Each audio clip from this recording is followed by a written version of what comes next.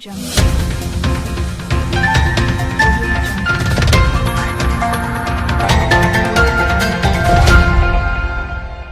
Jungle. Shri Ram कथा सत्संग महोत्सव कार्यक्रम का आयोजन शाहगंज बेता गुमती के समीप किया गया। कार्यक्रम का शुभारंभ कलश शोभा यात्रा से हुई। इसके बाद कथा का उद्घाटन संस्कृत विश्वविद्यालय के कुलपति आचार्य लक्ष्मी निवास पांडे, विद्यापति सेवा संस्थान के महासचिव बैजू चौधरी, प्रोफेसर दिनेश झा सहित अन्य आयोजकों के द्वारा किया गया। श्री राम कथा सत्संग महोत्सव के पहले दिन लहरियासराय स्थित शाहगंज रेलवे गुमती नंबर 22 से कलश शोभा यात्रा निकालकर शुभारंभ किया गया। कथा का उद्घाटन संस्कृत विश्वविद्यालय के कुलपति आचार्य श्री प्रोफेसर लक्ष्मी निवास पांडे, विद्यापति सेवा संस्थान के महासचिव बैजू चौधरी, प्रोफेसर दिनेश झा एवं अन्य आयोजकों के द्वारा दीप प्रज्वलित कर किया गया। कोलकाता से आए आचार्य श्री देवानंद शास्त्री आनंद जी ने मिथिलांचल से कथा को प्रारंभ करते हुए कहा कि ये मानव तन प्रभु की शरणागति के लिए ही बनी है। प्रत्येक मानव को सकाम या निष्काम प्रभु में जुड़कर अपने जीवनोद्देश्य में लगे रहना चाहिए। उन्होंने संत सेवा एवं जीव मात्र में भगवान की अनुभूति करते रहने की बात बताई। उन्होंने कहा कि भजन के बिना ये जीवन अधूरा है। गुरु की शरण में अपने आप को संपूर्णता से लगने की बात तुलसीदास द्वारा राम कथा में बताया गया है।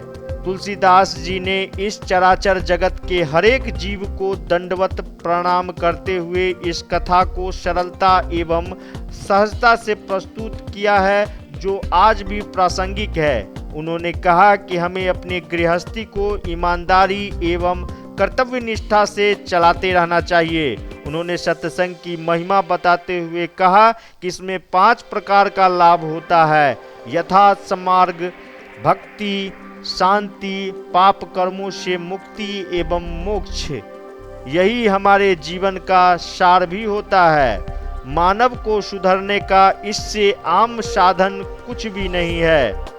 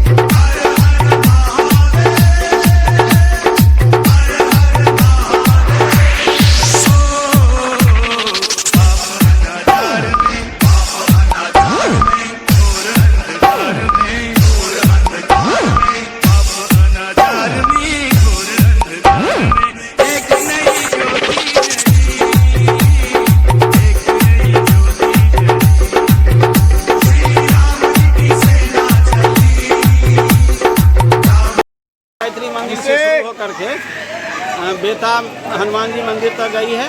उसके बाद वहाँ से वापस सिर्फ यहाँ पर नवतुलिया में श्री राम जानकी मंदिर के पास यहीं पर कलश भराया गया है। बहुत सारे लोग कलश यात्रा में शामिल हुए हैं। आज से 9 दिवसीय श्री राम कथा का आयोजन होने जा रहा है।